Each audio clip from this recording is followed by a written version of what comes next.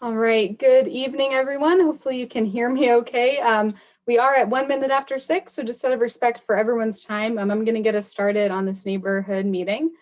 So good evening again. My name is Hannah Oden, and I'm a senior planner with the town of Oro Valley and the town's project manager reviewing the applicant's proposal. I will also be facilitating tonight's meeting. So I want to thank you for joining us for a second neighborhood meeting regarding the proposed Oro Vista apartment expansion located within the Oro Vista Shopping Center near the southeast corner of the Lambert Lane and La Cañada Drive intersection. So I want to start by discussing the purpose and agenda for tonight's meeting. The purpose of this meeting is to build upon questions and concerns that were raised at the first neighborhood meeting last year and provide you with an opportunity to share your comments and have your questions answered directly. The informational video for this project was posted on January 25th, and if you haven't watched it yet, I highly recommend visiting ovprojects.com to do so. So the agenda for tonight's meeting is that first, I will provide information on the public participation process and give a brief overview of the project. The applicant is requesting approval of a proposed 16-unit apartment expansion and conceptual architecture for the subject property. Next, the applicant's representative, Mr. Mark Hyland, is going to provide a more detailed overview of the project. Next, it will be your turn. So based on the first neighborhood meeting held last February, staff anticipates that there are at least 3 core topics that you will bring forward tonight. So these include potential view impacts of the Catalina Mountains, especially from the Noble Hops patio, concerns over traffic, and potential parking issues, especially for patrons of Noble Hops. Now, questions and comments are certainly not limited to this list, but we know that they've been mentioned and look forward to the upcoming discussion. We have asked the applicant to be prepared to address these key issues accordingly, and we've invited key town staff representatives. Tonight, it is your chance to hear from the applicant about how these issues are being addressed. Following your questions and comments, I'll provide more information about the next steps. I'll then conclude by reiterating upcoming opportunities for public participation. So our number one goal tonight is to hear from you while ensuring a fair, efficient, and productive meeting. If you watched the informational video online or attended the last neighborhood meeting, you may be familiar with the applicant's proposal, but tonight is an opportunity to hear directly from the applicant and town staff and share your concerns and ask questions. Due to the ongoing COVID-19 pandemic and social distancing requirements, the town has transitioned to online public meetings to protect the health and safety of town residents while still providing ample opportunity to participate and stay involved. At this point, you may be familiar with online interactive Zoom meetings, but I will provide more information about how Zoom works and how to participate shortly. Now, if you have any trouble with Zoom tonight, you can call Jessica Hyland, the town's constituent services coordinator, at any time during the meeting at 229-4711 to request assistance as shown on this slide. Now, if you're calling in by phone to participate, the passcode is also shown on this slide and is 175435. Everyone's microphone other than myself will be muted throughout the meeting tonight unless it's your turn to speak. And this is to ensure a smooth and efficient meeting as possible. Only I can turn on your microphone at the appropriate time when it's your turn to ask a question or provide comments. This will be the same for your video. So for those of you who are unfamiliar with Zoom, I will provide a quick how-to on participating shortly. Tonight's meeting is scheduled to go no later than 7:30 p.m. And I'd like to note that the Zoom meeting video and PowerPoint presentation will be posted on this project's webpage as soon as possible. Comments will also be posted online on the project webpage in a neighborhood meeting summary and forwarded to the Planning and Zoning Commission and Town Council when they consider the application. So where are we in the process? So an in-person neighborhood meeting was held in February of last year, and there was a significant amount of community input regarding the proposal. Since then, the applicant has provided a formal submittal and the site design has changed substantially. I will go over this later in my presentation, and the applicant can provide more detail in their presentation. An informational video was posted on January 25th on this project's webpage in advance of this meeting. Tonight is the second neighborhood meeting for this project. The applicant's proposal appears to be code compliant and is still under staff review. This will be the last neighborhood meeting for this project unless there are substantial changes to the site design from the applicant. Property owners near the site were directly notified by mail, and the site was posted with yellow signs in multiple locations. If you haven't been notified in the past about this project and wish to be in the future, please send us a request with your name and address to hoden@orovalleyaz.gov. As of today, we do have a formal submittal from the property owner, and it is available on the project's webpage at ovprojects.com. You will hear more about that directly from the property owner's representative, Mr. Mark Hyland.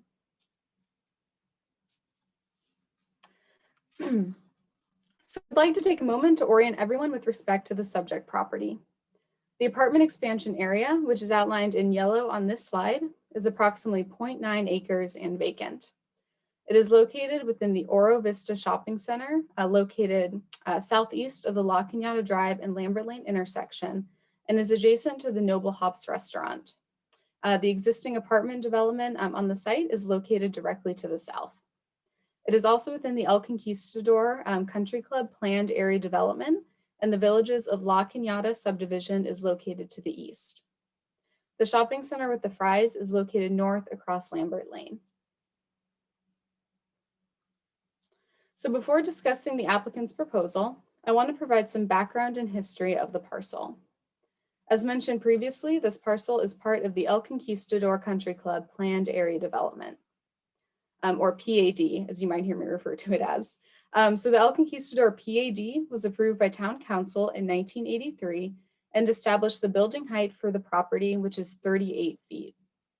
It also established permitted uses for the site that include residential uses such as apartments. I want to emphasize that apartments are a permitted use on the subject property. Please be aware if a conceptual site plan meets zoning code requirements, it must be approved by the town. In March of 2003, a grading exception was approved for the site. A grading exception provides relief from town grading standards and is approved by Town Council. In this case, the grading exception allowed a remnant hill on the subject property to be removed. Grading exceptions can also include conditions, and in this case, conditions were added to address view concerns from neighbors. Notably, the conditions specified that buildings fronting Lambert Lane be limited to 24 feet in single story, and that the building setback for the subject parcel be a minimum of 90 feet from the property boundary along Lambert Lane. In August of 2003, a development plan for the entire area, which included the existing apartments, was approved by Town Council, and that's what's shown on this slide. The subject property is outlined in yellow and was originally anticipated as a restaurant use. So this slide shows the original proposed site plan on the left side of the screen that was presented at the first neighborhood meeting. The new proposed site plan that is being presented tonight is on the right side of the screen. The planned area development and grading exception zoning standards are applicable to the new proposed conceptual site plan. As I mentioned at the beginning of my presentation, the applicant's proposal has changed substantially from the original submittal and now appears to meet zoning requirements, which includes building setbacks, height, and parking requirements. The applicant will describe these in detail in their presentation, but again, the application is still being reviewed by staff. The buildings on the new site plan, which are outlined in blue on this slide, have been arranged at the southern edge of the site adjacent to the existing apartments. The applicant is also requesting approval of conceptual architecture, which is reviewed for compatibility with the surrounding development and against standards required by the zoning code. In this case, the architecture is being reviewed for compatibility with the existing apartments. The applicant will provide more detail in their presentation, but this slide shows the west elevation that faces Noble Hops and the north elevation that faces Lambert Lane. So the key concerns that were brought up at the last neighborhood meeting are shown on this slide. Again, the key community concerns included a potential increase in traffic, concerns over parking capacity, especially concerning patrons at Noble Hops, and potential view impacts of the Catalina Mountains from the proposed expansion, particularly from the Noble Hops patio.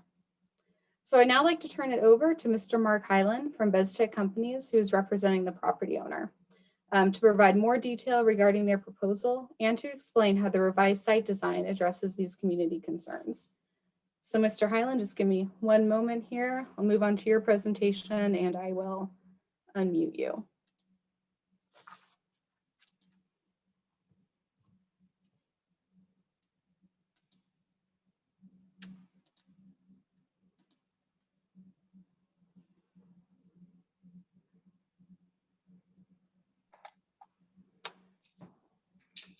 Good evening, everyone. All right, we can see and hear you. So Mr. Hyland, whenever you're ready. Thank you. My name is Mark Hyland. I'm with the BezTech Companies.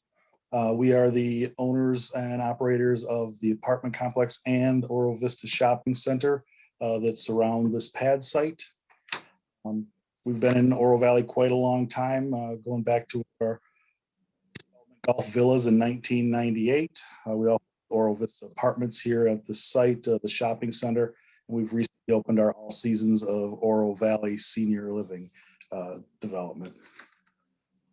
As Hannah mentioned, the vacant site is on Lambert Lane in the Oro Vista Shopping Center, about 0.9 acres. The site is vacant. It's currently being used temporarily for parking, but it's always been intended as a development. This site will not have direct access to Lambert Lane. It will strictly be accessed off of the shared driveway between the shopping center and the apartments. There will be no physical access to the wash to the east.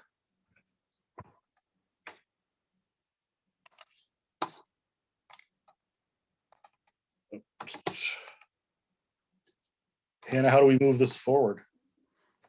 You can just let me know when to go on to the next slide. Okay, go ahead. Just give me one moment here. Back, there we go. Great, thank you. So you can see we have the commercial shopping centers to the north and northwest, single family residential to the northeast, the wash and golf courses to the east and southeast. We have single family residential beyond the wash and course. Multifamily residential is to the south and southwest, with single family beyond that. And we have our commercial center to the west. This pad site is a separate legal entity and it's always been intended for development.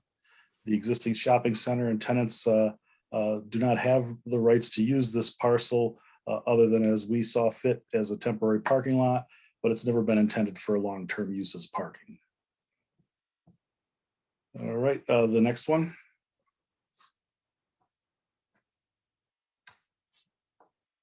Thank you. So you see this was the original Oro Vista site plan. That shopping center was completed in 2007. So this pad site has been vacant for about 13 years. We've only had one semi-serious inquiry in the last 7 years or so.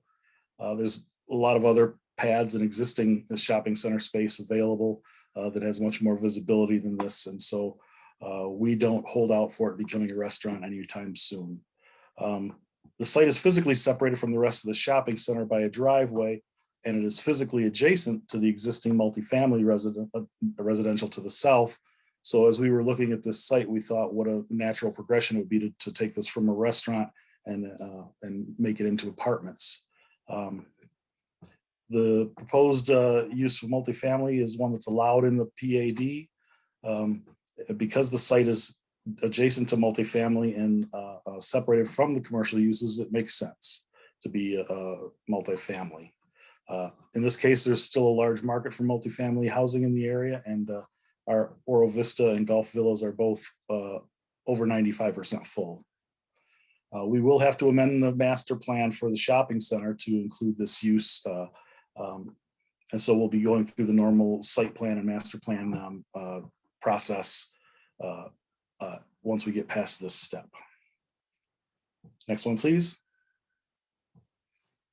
Okay, so this was the original plan that Hannah had showed you. It was a large kind of a C-shaped building that took up a very large portion of the lot, went up towards Lambert Lane over against the wash and all the way to the south against the apartments. Next one, please. This one, I hope you'll agree, is much, much better, less intrusive. This C-shaped building now became more of a L on its back. We have a single-story building here, number one, and then we have a second building, the longer, skinnier one, and number two. So the first building nearest Lambert Lane is a single-story, single unit, and it's again 1 story. Then the larger building at the back is a 3-story building that covers the rear of the property. But as you can see now, we've pushed the building way back and dropped the 3-story portion down to 1. So now we have a much better view shed through the site. We have parking in the front along Lambert, angles down, and then parking in the middle of the site that accesses the shared driveway. The existing sculpture on the site will be moved, as you can see, well forward, so it'll be much more visible to the general public. All right, next slide.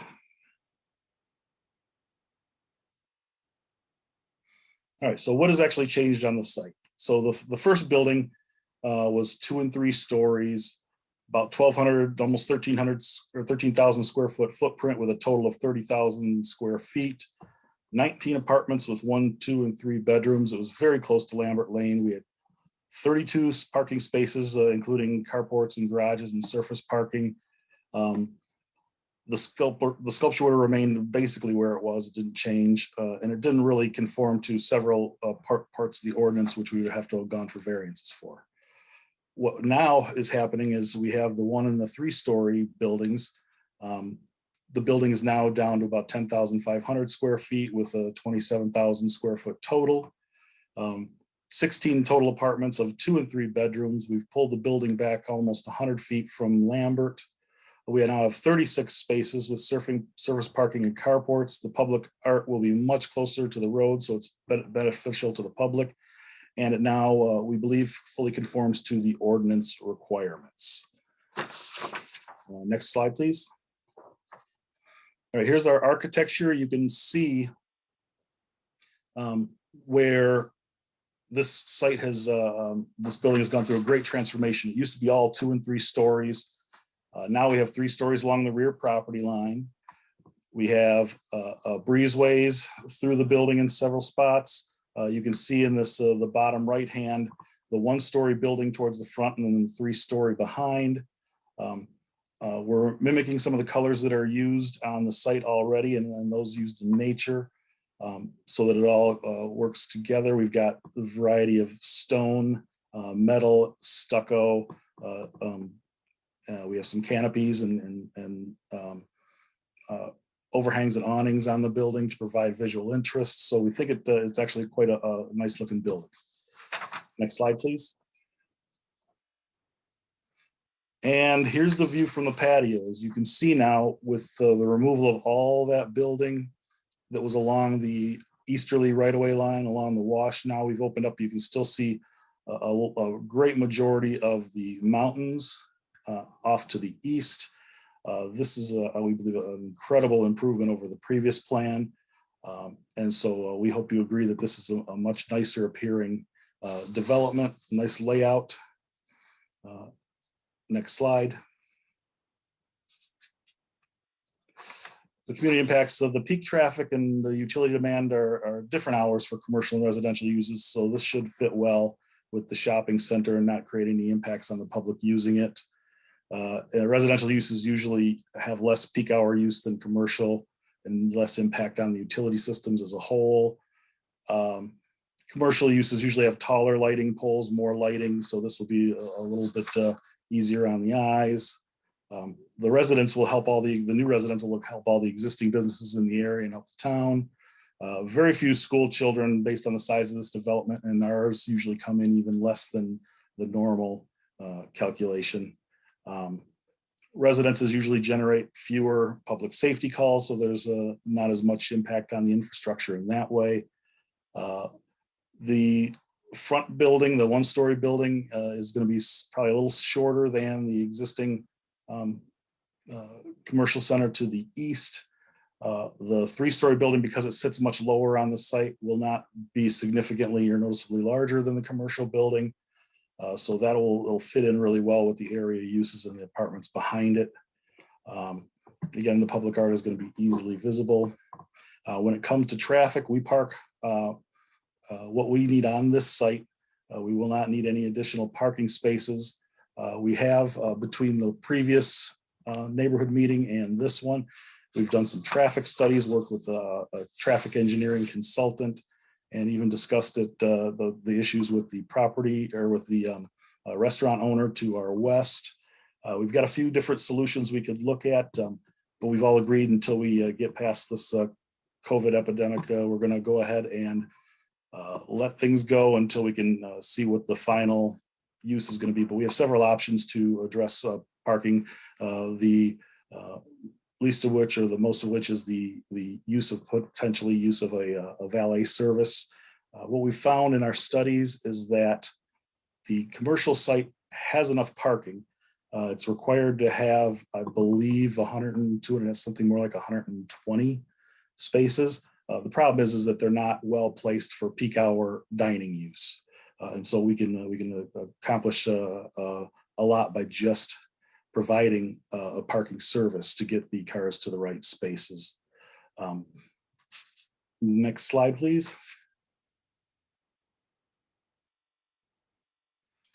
So here's our layout. I think we've taken care of everything from the view shed. We've addressed parking. We have several solutions if it does become an issue again in the future. We hope you like what we've done to the site. I think it's a much better site. Fits in even better with the surrounding uses, leaves a lot of view shed to the east, and we really think it's a great project. So at this point, I will turn it back over to Hannah. Great. Thank you very much, Mr. Hyland, for your presentation. All right, so before we get started with your questions, I'd like to explain how you can all participate during this meeting. So during the question and comment period, if you wish to speak, please use the raise your hand function in Zoom. Now, there are 2 ways to do this. So for those who are calling in by phone, you'll want to press *9 to raise your hand. Again, if you are calling in by phone and wish to participate, please use the passcode shown on the upper right portion of this slide, which is 175435.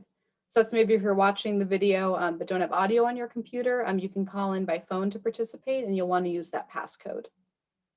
So for those of you who are participating on any platform that uses the Zoom app or website, you'll want to find the participants icon at either the top or bottom of your screen, depending on your device. You want to click the participants, and this will open a dialog box where you will see an option to raise your hand as shown on the right side of this slide. Alternatively, if you are using an iPad or a tablet, you may need to click the 3 dots that say More as shown on this screen in order to get the option to raise your hand. Raised hands will be moved to the top of the list in the order in which they were raised. I will then announce your name and unmute you so that you can speak, and also turn on your video if you wish. When it is your turn, please make sure that you are not muted on your personal device and that your video is not turned off on your personal device, if you are using video, by using the microphone and video icons shown on this slide. When I announce who is up to speak, I will also announce the next person whose turn it will be so that that person will be prepared. Once you've asked your questions or made a comment, I will remute you to allow the speaker to provide an answer. Once an answer has been provided, I will unmute you again to provide a follow-up remark or question before moving on to the next participant.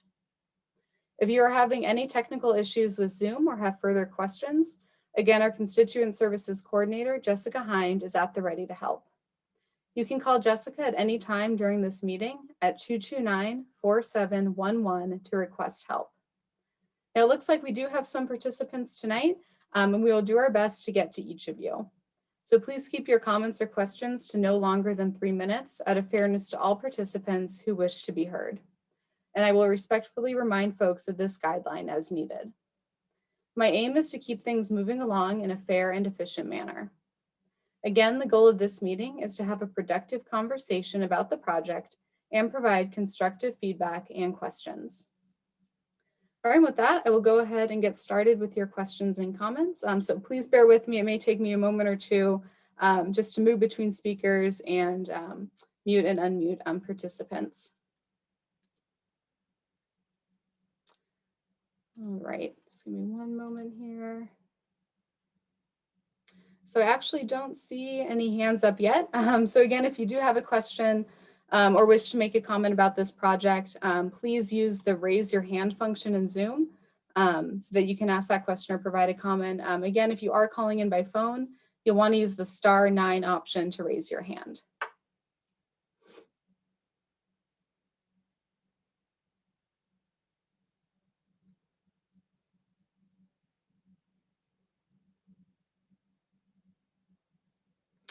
All right, and it looks like we do have one raised hand. Again, apologies if I mispronounce anyone's name, but Suzanne Kaiser. So Suzanne, I'm going to unmute you here. Just make sure you're also not muted on your personal device. All right, Suzanne, it looks like you were unmuted. Can you hear us?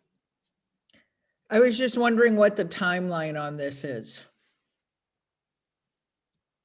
Sure. So again, we are reviewing the applicant's proposal right now. It is their second submittal. So we do anticipate the earliest that this would go to Planning and Zoning Commission would be April, and then followed by that would be Town Council at a date that would is to be determined.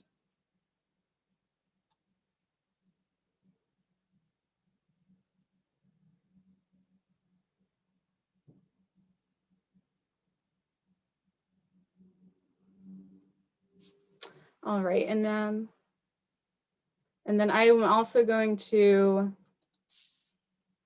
ask the applicant here to see if they have any additional information on a potential timeline for the project. So Mr. Hyland, I'm unmuting you. Okay, Yes. Go ahead. Hi. Yeah, we're looking at once we get through the planning approval process, we still have to do engineering on the site and the building plan. So at earliest, we could probably start late this year.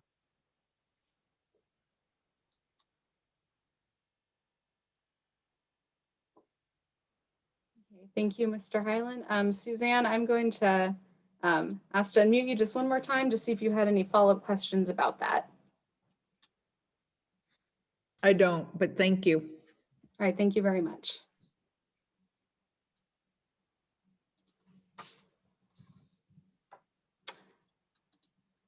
All right, so I don't see any other hands. Again, if you do have a question or wish to provide a comment, please use the raise your hand feature in Zoom, or if you're calling in by phone, make sure you use that *9 option.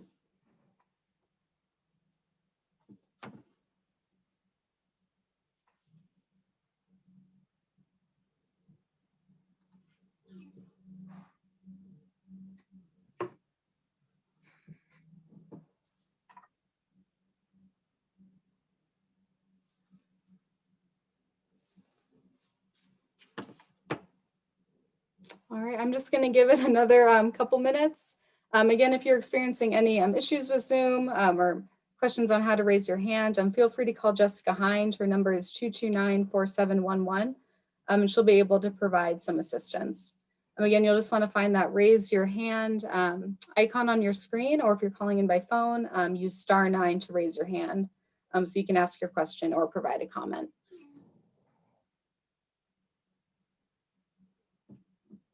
All right, and we do have one more hand up, Mary Kay Kurgis. So Mary, I apologize if I mispronounced your name. I'm going to ask to unmute you. All right, just make sure. Okay, it looks like you are unmuted. Mary, would you like your video on? No, that's okay. I just Okay, have go ahead whenever you're ready. quick question because I had a little trouble getting the Zoom link. So I was late in getting in and missed a lot of the presentation. Is the slide deck available to see somewhere? Yes, thank you for your question, Mary. So yeah, as soon as possible, we'll be posting the presentations on the project's webpage, and then this video recording will also be available online to view. Perfect. Thank you. Of course, did you have any other questions? Nope, that would do it. Thank you. Of course.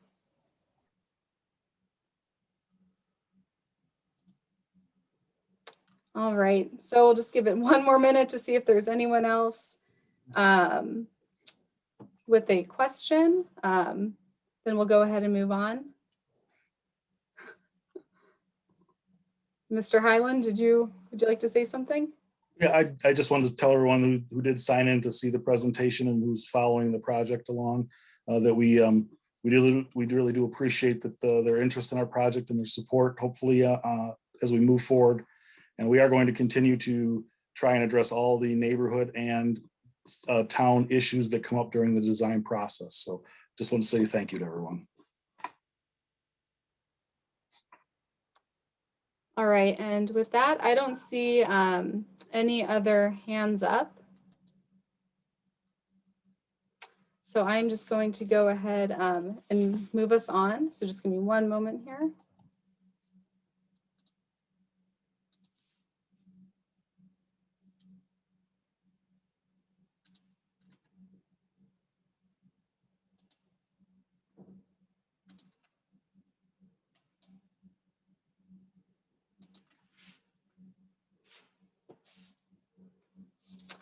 All right, so now that we are approaching the end of our meeting, I'd like to sum the process up. So following tonight's meeting, an application for a conceptual site plan requires consideration by the Planning and Zoning Commission at a public meeting. The earliest staff anticipates this project being considered by the Planning and Zoning Commission is on April 6th, but this date is tentative and has not been finalized. The commission will provide a formal recommendation to town council, who will consider the application at a public meeting for a final decision. Notices will be sent out in advance of all public meetings. Additional information has been posted on ovprojects.com and will be continually updated as the town receives more information from the applicant. So be sure to keep checking the project webpage. So please use ovprojects.com throughout this process to stay informed. We will continue to notify property owners who received a yellow postcard for this meeting and post the property with yellow signs for upcoming public meetings. If you wish to receive a postcard and did not for this meeting, please email me directly at hoden@orovalleyaz.gov and provide your name and address, and we will ensure that you are notified next time. Please send any questions and comments to hoden@orovalleyaz.gov, and please stay in the know by checking into ovprojects.com under the project name shown on this slide. Please be on the lookout for information regarding the upcoming online Zoom Planning and Zoning Commission meeting for this proposal, which again is tentatively scheduled for April 6th. So thank you very much again for your time tonight, and I hope you all have a good evening.